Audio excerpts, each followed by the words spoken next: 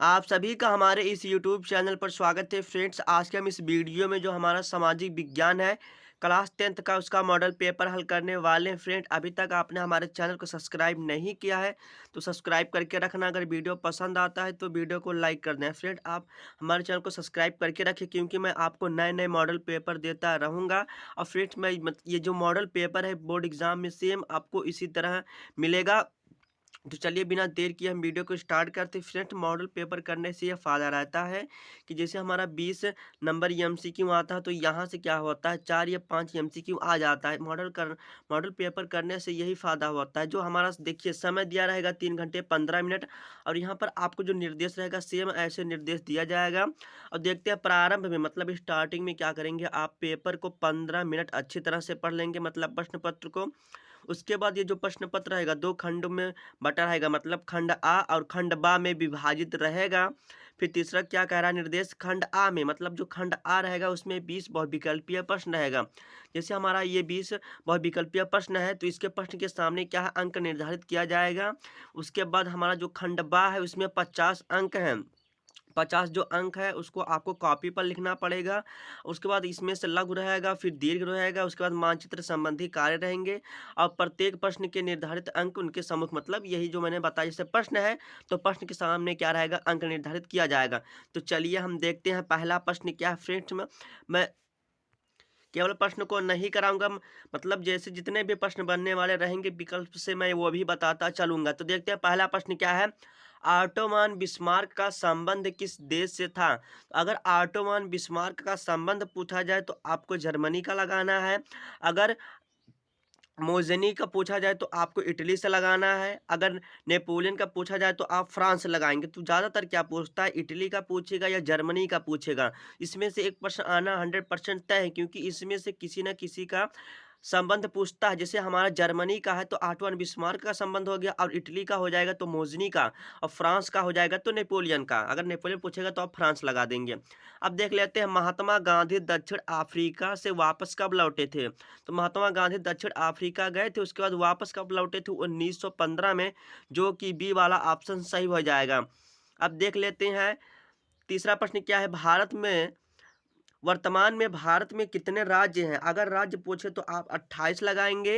अगर आपसे केंद्र शासित प्रदेश पूछे तो आप 8 लगाएंगे। तो हमारा क्या हो जाएगा बी वाला ऑप्शन सही हो जाएगा। अब देख लेते हैं चौथा जो प्रश्न मोस्ट इम्पॉर्टेंट है क्योंकि ये बोर्ड एग्जाम में हर साल पूछा ही पूछा जाता है। फ्रेंड, मैं मॉडल पेपर ऐसा लेकर आया हूँ जो कि आपको यहाँ से प्रश्न मिले और ये आसान प्रश्न नहीं है। देखते हैं यूरोपीय देशों ने मानचित्र पर लकीरें खींचकर किस महाद्वीप को आपस में बंटवारा कर दिया था। मतलब ऐसे यूरोपीय जो देश था उस पर लकीरें खींच दिया था और कह रहा था किस महाद्वीप को आपस में बांट दिया था मतलब अफ्रीका में, जो कि बी वाला ऑप्शन सही हो जाएगा। अब देखते हैं पांचवा प्रश्न की ओर।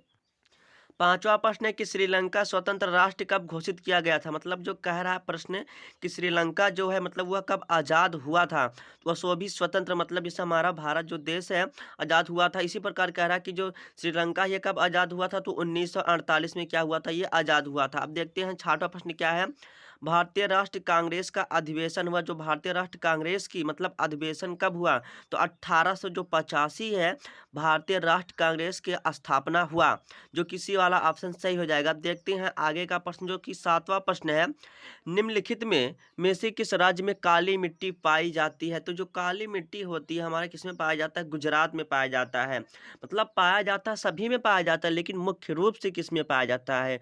प्रश्न यही कह रहा है कि निम्नलिखित में किस राज्य में काली मिट्टी पाई जाता है, गुजरात में भी पाया जाता है। ठीक है, मतलब इसमें थोड़ा भी मात्रा हो, जैसे यहाँ पर 100% हुआ तो यहाँ पर 10%, 5%, 2% इसमें भी पाया जाता है, लेकिन सबसे अधिक जो होता है गुजरात में पाया जाता है। अब देख लेते हैं आठवां प्रश्न क्या है, निम्नलिखित में कौन सी रबी फसल है। तो रबी फसल है कहने का मतलब क्या है, जैसे रबी मतलब क्या होता है सूर्य, मतलब जब गर्मी के समय में जो फसलें काटी जाती हैं वही क्या होता है रबी फसल है। तो यहाँ पर आपको समझ लेना है क्या है, हमारा चना हो जाएगा जो कि सी वाला ऑप्शन हो जाएगा। अगर आपको रबी कहेगा तो आपको बस ध्यान रखना है कि सूर्य के समय मतलब जब अधिक गर्मी पड़ती है, जैसे मार्च अप्रैल से स्टार्टिंग हो जाता है, उसी में जो फसल की कटाई होती है वही क्या होता है रबी की फसल फसल होता है? तो प्रश्न में यही पूछ रहा है कि निम्न में कौन सा रबी फसल है? आपसे खरीफ पूछता है। अगर आपसे रबी पूछता है या जायद पूछता है, तो जायद फसल क्या होता है? जैसे क्या होता है, रबी जो होता है और खरीफ की जो फसल के मध्य बोया जाता है, जैसे तरबूज हो गया, मत क्या होता है उसी समय बोया जाता है, ज़्यादा अधिक गर्मी पड़ता है, तो उसी वही कह रहा है जो रबी होता है और खरीफ की जो मध्य समय होता है, जो फसल बोया जाता है उसे जायद की फसल कहते हैं। और जो खरीफ की फसल होती है, क्या होता है, हमारा जब हल्का-हल्का सर्दी पड़ता है, तब उसमें उसको क्या किया जाता है, काटा जाता है। तो ये आप ध्यान रखेंगे निम्नलिखित में कौन सी रबी की फसल है? तो रबी क्या हो जाएगा हमारा? चना। अब देखते हैं आगे का प्रश्न। वैश्वीकरण को संभव बनाने वाले कारक कौन से? तो वैश्वीकरण क्या होता है? वैश्वीकरण का मतलब क्या होता है? अपने मतलब जो हमारा देश है, अपने देश को बेहतर बनाना, दूसरे देश से बेहतर बनाना। कहने का मतलब क्या है? वैश्वीकरण का मतलब यही होता है कि हमारा जो देश हो विकसित हो। यही हो वैश्वीकरण का मतलब फ्रेंड्स यही होता है कि हमारा देश क्या करे, आगे विकास करे। वैश्वीकरण मतलब यही होता है। उसको कहा कि वैश्वीकरण को संभव बनाने वाला कारक क्या है? इसमें से मतलब होना क्या ज़रूरी है? सूचना व प्रौद्योगिकी तो ये होना ज़रूरी ही ज़रूरी है। इसमें क्या हो जाएगा, परिवहन भी हो जाएगा। तो हमारा क्या हो जाएगा, डी वाला ऑप्शन सही हो जाएगा, मतलब सबकी ज़रूरत। तो क्या हो जाएगा हमारा डी वाला, जो कि क्या हो जाएगा, घ वाला ऑप्शन सही हो जाएगा। अब देखते हैं 10वें प्रश्न की ओर। 10वां प्रश्न कह रहा है कि निम्नलिखित में कौन सा गैर परंपरागत ऊर्जा स्रोत है? फ्रेंड देखिए, आपको प्रश्न को समझना है। देखिए, तो यहाँ पर कह रहा है निम्नलिखित में कौन सा गैर परंपरागत परंपरागत क्या है ऊर्जा स्रोत? तो देखिए, तो यहाँ पर आपको कभी कभी क्या करता है, नवीकरणीय दे देता है, उसके बाद अनवीकरणीय क्या दे देता है। तो गैर परंपरागत क्या होता है, मतलब वे जो संसाधन होते हैं जिनका हम निर्माण पुनः नहीं कर सकते, मतलब एक बार जैसे जो खत्म हो गया उसको हम उसका दोबारा उपयोग नहीं कर सकते, वही क्या होता है, हमारा गैर हो जाता है। अगर यहाँ पर आपको क्या कर देता है, आणविकरणीय दे देता है, और कभी-कभी क्या करता है, नवीकरणीय दे देता है। तो आणविकरणीय क्या होता है, मतलब जिसका निर्माण फिर से नहीं किया जा सकता, इससे हमारा नवीकरणीय है। नवीकरणीय का मतलब क्या होता है, ये हमारा नवीन है, मतलब फिर से इसका निर्माण किया जा सकता है। तो यहाँ पर आपको गैर कहा, तो यहाँ पर हमारा क्या हो जाएगा, पेट्रोलियम हो जाएगा और कोयला भी हो जाएगा। लेकिन यहाँ पर ज़्यादातर देखा जाएगा तो हमारा क्या हो जाएगा, बी वाला ऑप्शन सही हो जाएगा, क्योंकि हमारा पेट्रोलियम ही है। अब देख लेते हैं 11वां प्रश्न क्या है। बहुराष्ट्र कंपनियां द्वारा जो किए गए निवेश होता है, मतलब जो बहुराष्ट्र कंपनियों द्वारा क्या होता है, निवेश को क्या कहते हैं, विदेशी निवेश कहते हैं। क्या हो जाएगा, जो कि हमारा सी वाला ऑप्शन सही हो जाएगा। अब देखते हैं निम्नलिखित में से उत्पादन का साधन है, तो उत्पादन का साधन क्या है, हमारा कर है, जो कि डी वाला ऑप्शन सही हो जाएगा। अब देखते हैं 13वां प्रश्न क्या है। भारत में मताधिकार की आयु क्या है? प्रश्न का कहने का मतलब क्या है, भारत में मतलब कितनी उम्र के बाद क्या होता है, सब लोग वोट कर सकते हैं, मतलब जो सरकार को वोट देते हैं। तो यही प्रश्न कह रहा है कि मताधिकार की आयु क्या होती है, मतलब कितने वर्ष की वो लोग हो जाते हैं कि मतलब सरकार को वोट दे सकते हैं। तो भारत में क्या होता है, 18 वर्ष, जो कि क्या हो जाएगा, हमारा डी वाला ऑप्शन सही हो जाएगा। अब देख लेते हैं, धर्म ही सामाजिक समुदाय का काम करता है, यह मान्यता किस पर आधारित है? तो देखिए, यहाँ पर आपको हमारा क्या हो जाएगा, सी वाला ऑप्शन सही हो जाएगा, क्या हो जाएगा, समुदाय पर। यहाँ पर सी वाला नहीं, डी वाला ऑप्शन हो जाएगा, सांप्रदायिकता। तो सांप्रदायिकता क्या होता है, यहाँ पर देखिए, धर्म ही समाज।